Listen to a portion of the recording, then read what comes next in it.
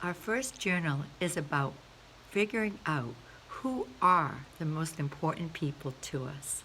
For the sake of this course, we are going to call those people your thous. This was taken directly from the study and research and the scholarship of Martin Burber. He died in 1965. I think he was born in the 1800s, Austrian Jewish philosopher, incredibly well respected, and you may have already heard of him through one of your psychology classes, especially when you talk about relationships. He said it was very important to see the people in your life of having stratas of importance, so you know where to spend your time. If you think, and maybe you do, have 100 friends, Martin Burber would say, really? Not to say you don't have 100 people that you care about and you love, but friends, do you invest time in them? Do they invest time in you? Do you have conversations with them on a regular basis? And you may say, well, no, maybe once a year at Christmas time. Well, that's great. Those are your yous in your life. He said it first starts off with all the people in the population around you on this planet, and you have your its. Right now, right this second, agora já, I am an it to you. I'm your teacher. I'm a placeholder. You don't know me.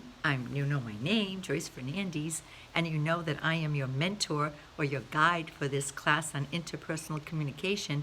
But other than that, I'm an it. You don't have emotional investment in me. We haven't had a conversation. So I am the placeholder, right? As time goes on and we get to know each other more and we find out more information about each other, the shape of our relationship changes, and I will be one of your yous. Now, for me to be a thou, I would have to marry into your family. More than likely, that's not going to happen. But that doesn't mean we're not important to each other, and you're going to be my you too. Sacred, special, valued, but we're not the thou. The thou are those people that you have regular conversations with, those people in your life that you value the relationship and you are trying to maintain and nurture and strengthen, and doing it through communication, through conversation. So it's important to know that Martin Burber was not trying to say that people who were its were not important. That's not true at all. Everyone is valued, everyone is important, and that is really what he was saying. But just how much time for investment, how much time do you say that's the person that's special in my heart, that my emotional connection with? Now, I have, for example, I would say, I was thinking this morning, I have about 10 close girlfriends that I call on a regular basis. By that, I mean maybe once a month. We go to dinner with each other. We'll spend time at each other's homes when it's not COVID-19, to enjoy each other's company. If we have good news, we like to share it with our friends. If we're having an issue or a problem or someone passes away, we share that too. So they're very special to me. The reason why in my journal I only put down one girlfriend is because Susan and I are those super special, because we're both talkers and we both will call each other every single day. In fact, if Susan doesn't hear from me, let's say I go on vacation, so I might not be talking to her every day. But let's see, she doesn't hear from me for 2 days. She sends me a text that says, haven't heard from you, how you doing? And I could just send her back a little like emoji smiley face and say, great, I'll talk to you in 2 days. And she'll say, fine. We just check in on each other. And I'm incredibly lucky to have her in my life. But I have other close friends, but she knocked the others out of the park. So when you write this journal entry, and this could be fluid, it doesn't have to be stagnant. You can go back through the semester and change it. But if I said to you today, Martin Burber says we have our its, our yous, and our thous. Thous are the sacred ones that for the sake of argument we're going to focus on in this class. Okay, who are your thous? Who are your top 5, your top 2, your top 10, your top 20? I think I came up with 8 people that I have regular conversations with, who I really do care how I present myself to them. I want to make sure that I'm grateful for them, I'm positive, that I care what they say back to me, and that it's important that I keep up with the relationships. You know, sometimes you may not always feel like it. Like with my younger brother, he's my middle brother actually, but he, sometimes, oh, I haven't talked to Uncle Rick. I should give him a call. Well, he and I are comfortable with texting, and we'll say, "Are you okay? Are you busy?" Well, we both share a lot in common. A shared childhood for one. We're about a year and a half between us. We've had a lot of the same experiences with our family, and we both have MS. Imagine, we both have it. So there's another connection. So there's sometimes I just want to ask him about did he go to the doctor recently, any changes, and I keep him up with mine. But even political, he doesn't vote. He's a Jehovah Witness, and he just doesn't vote. But he's very interested in politics, so we'll have good conversations about that. And we're very close. So I make sure I stay with him. Of course, my boyfriend, we talk about 3 times a day. We do not live with each other. Isn't that something? People think we do, but we don't. We share a lot of time together, though. And my daughter, my granddaughters, their father, oh yeah. So, I mean, I have people in my life that I call those people my thous.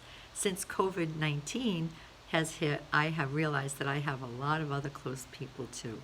It was amazing what happened initially. Cousins that I haven't talked to in a long time who are now connecting with me. I do not do social media, so they know what was up with me, so I was able to connect with them, and I feel like I'm closer even to my neighbors and my coworkers since this has happened. It's amazing.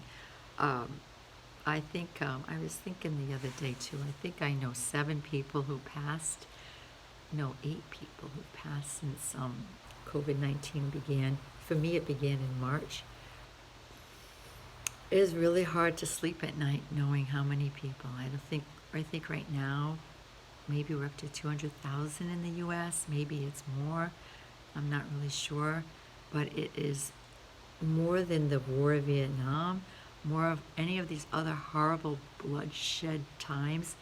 As they say, we are in national mourning. You know, we want to be positive. We want to be optimistic for the future. We want to be grateful for what we have. And I believe in all of that. But we also have that heartbroken heart, right? That this happened in our lifetime. But what are the lessons? What have we learned? What can we do? What can we do to move forward and help others?